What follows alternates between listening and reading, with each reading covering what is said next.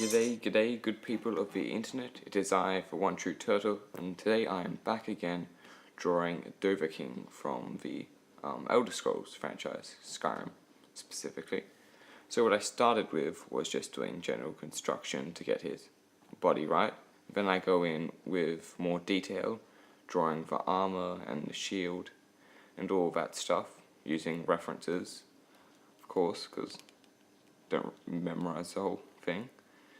And then once that is done, I go in with my 0.2 fine liner pen and just, refine stuff yet again, this time in pen.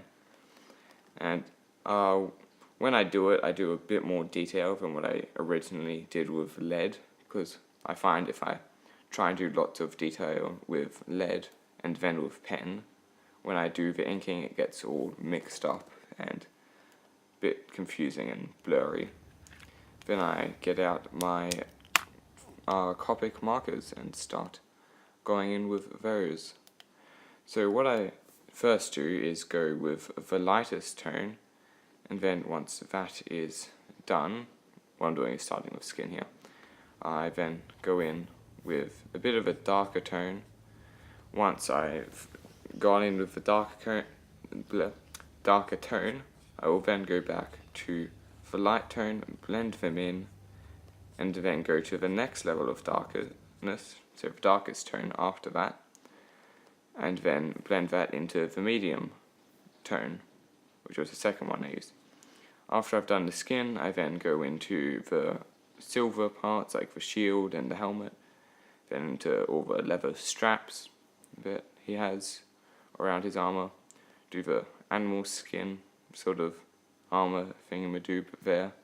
Didn't really have any good colours for that, so it's a bit of a mess, but oh well, what can you do?